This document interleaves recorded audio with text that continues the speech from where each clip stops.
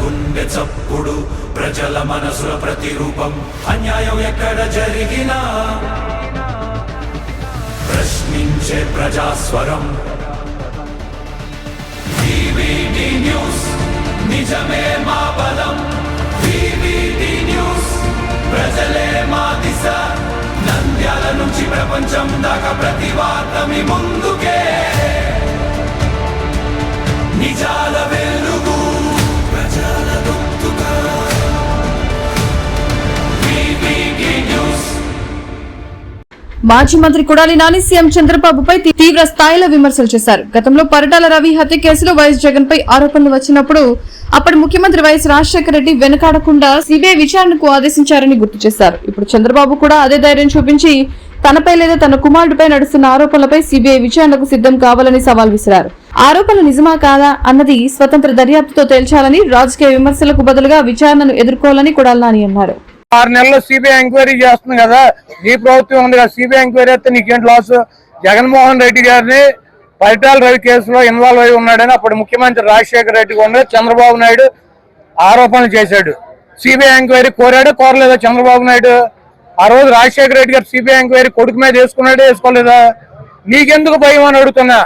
నువ్వే కదా CBI enquiry కోరి, నువ్వు కూడా కోర్టుకు వెళ్ళిపోయి ఆ రోజు నువ్వు సిబిఐ ఎంక్వైరీ జగన్మోహన్ రెడ్డి గారి మీద ఏమని రాజశేఖర రెడ్డి గారిని ముఖ్యమంత్రిని ఎందుకు కోరావు?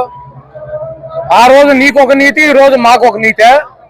ఆ రోజు రాజశేఖర రెడ్డి గారు మగాళ్ళగా కొడుకు మీద సిబిఐ ఎంక్వైరీ వేసాడు కదా,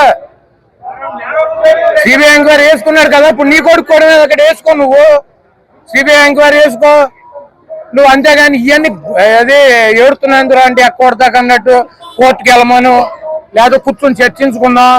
ఏంది చర్చించుకునేది? నువ్వు అక్రమాలు చేసి అవినీతి చేసి నువ్వు మామూలుగా నీ మీడియా నువ్వు బొకాయిచ్చేస్తారు. జగన్మోహన్ రెడ్డి గారు నేను వస్తే మీరు ఒప్పుకుంటారా? రాజీనామా చేస్తారా? మీరు చెప్తారా? సమాధానం చెప్పే పరిస్థితి ఉందా? ఇవన్నీ ఎందుకు? నువ్వు నేను ఈ ప్రజాస్వామ్యంలో ఇప్పుడు నా మీద కేసులు పెడతారు, నా మీద కేసు కట్టొద్దు, చంద్రబాబు మా ఇద్దరం కూర్చొని చర్చించుకుందాం అంటే కుదురుద్దా? కుదురుతుందా? లేదా నా మీద కేసు కట్టు, కోర్టుకు పో, నువ్వు ఇట్లా ర్యాలీ చేసాడని చెప్తే వెళ్తారా? ఇవన్నీ చంద్రబాబు నాయుడు కోటుకో మాట, గంటకో మాట. అతను ముఖ్యమంత్రి ఉంటే ఒకటి మాట్లాడతాడు, అతను ప్రతిపక్ష నాయకుడు అయితే ఒకటి మాట్లాడతాడు. కాబట్టి ఆయన ముఖ్యమంత్రి ఉన్న ప్రతిపక్ష నాయకుడు ఉన్న అప్పుడు రాజశేఖర రెడ్డి గారు ఆయన కొడుకు మీద సిబిఐ ఎంక్వైరీ చేసుకుని నిజాన్ని నిరూపించుకున్నాడు. నువ్వు కూడా అట్టాకి నీకు దమ్ము ఉంటే నువ్వు కూడా రాజశేఖర రెడ్డి గారి లాగా మడం తిప్పను మాట ఇస్తా అని చెప్పి సొల్లు కబుర్లు చేయడం కాదు.